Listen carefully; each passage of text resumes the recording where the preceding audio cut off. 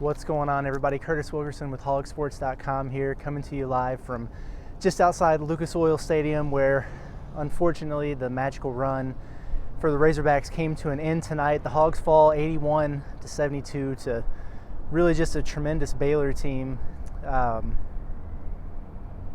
It's emotional. You have mixed reactions because it's just been such an incredible season for this Arkansas team, and the run that they've made and the adversity that they fought through to get to this point. You're proud as an Arkansas fan. You're damn proud of this team. But you're also disappointed in the outcome tonight because you felt like a few other things go your way, it might have turned out a little bit differently. Arkansas came out as we've come to expect and fell behind there by double digits early. It felt a little bit different in this game because Baylor's really, really good. They were fast, they were physical, they were making shots. They jumped out 13-2, right out of the gates there, and then led by as many as 18 in the first half. And, like always, Arkansas has to get to that point where you really start to wonder, is it going to get away from them? And it felt for a while there in the first half that it might, and that we might have been looking at a blowout. But I almost slapped myself for thinking that for a second, because Arkansas did what they always do.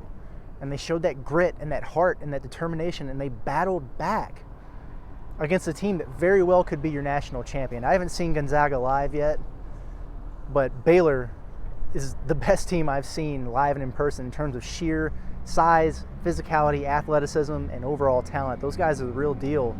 But Arkansas battled them.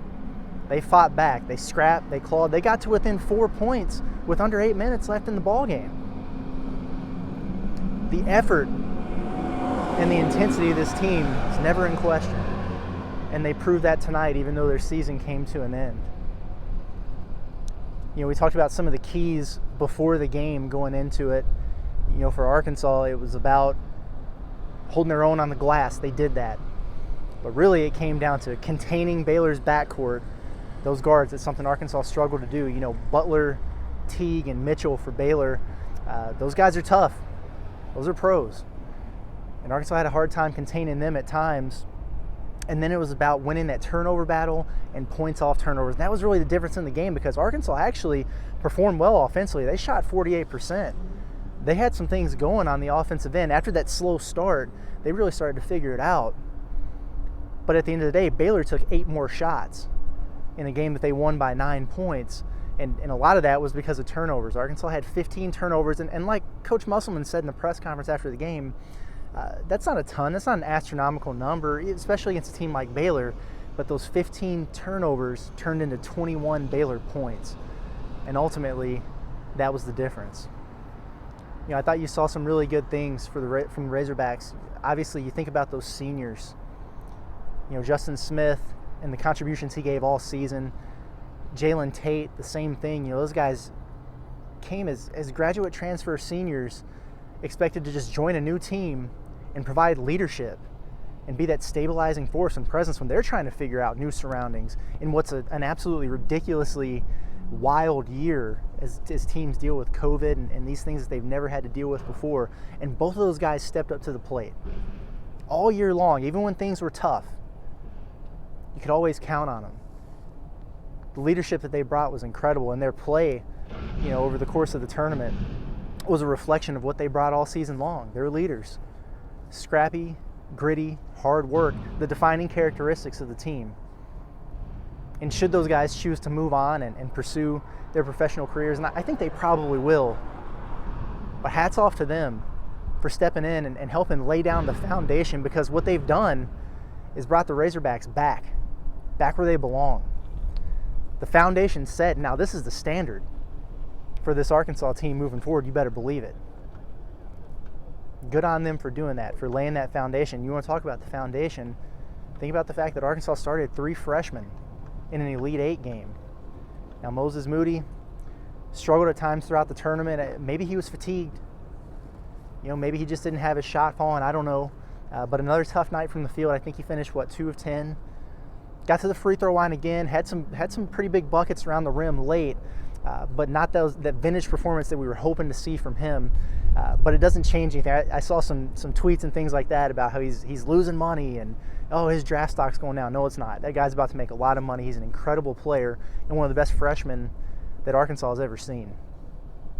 But you should have Devo Davis and Jalen Williams back next year, and that's quite the foundation to build off of.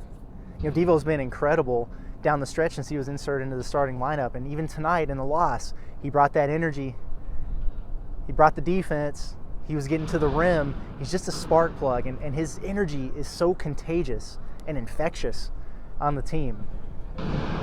He's going to be the core next year. Jalen Williams earns the start, and he's been coming along. We've seen what he can do defensively, getting on the boards, taking charges.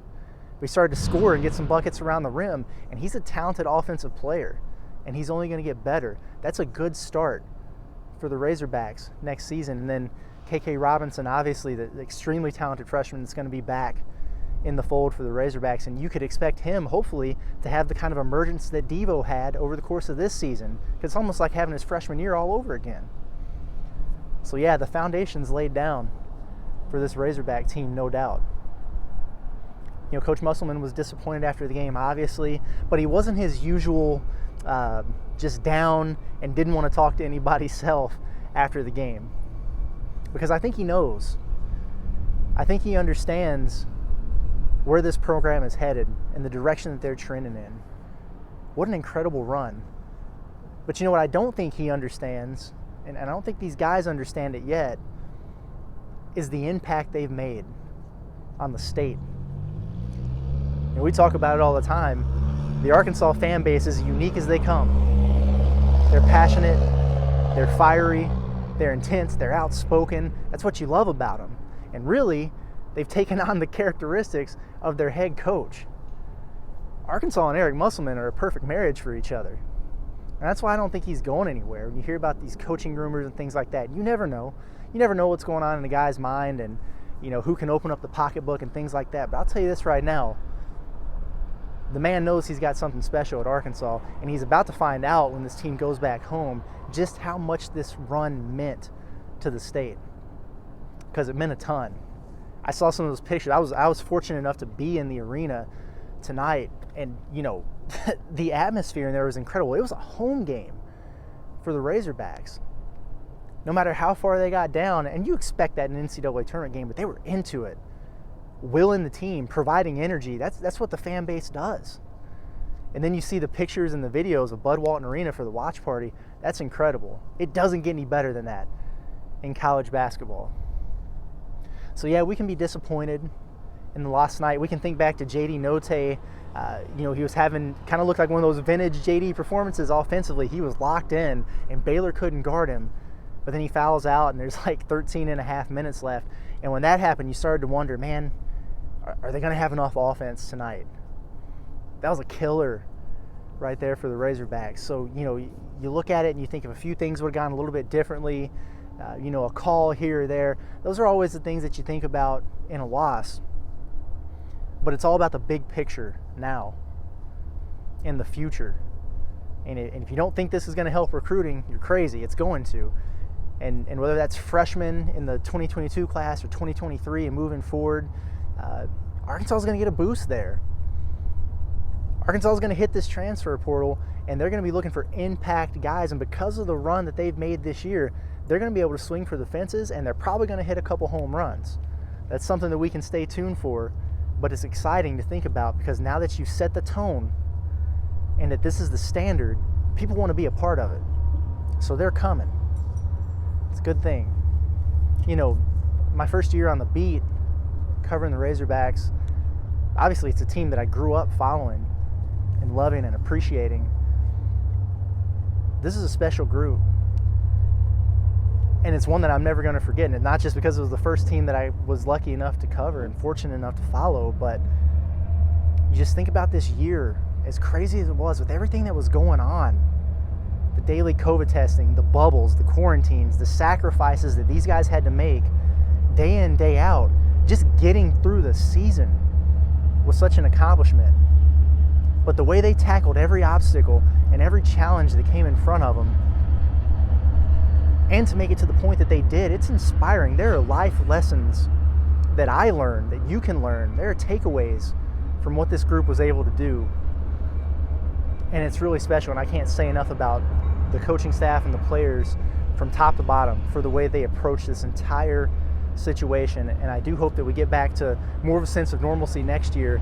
That way they can really feel the love that this fan base has for them. Really, and they do, they feel it, but they haven't experienced a rockin' Bud Walton Arena full to the brim with the roof popped off on a big play. And I hope that they get that because they've earned it. It's been an incredible journey. I appreciate all you guys following along. I'm still going to be back periodically.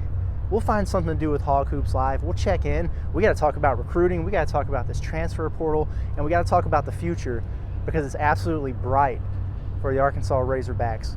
A fantastic year. Elite Eight. Are they going to take it a step further next year in the future? There's no reason to doubt this team because they continue to prove people wrong time and time again throughout the season. And I think they'll continue to do that moving forward. It's been Curtis Wilkerson with HawgSports. Again, thanks for following along this year. It's been a pleasure, and we'll talk to you soon.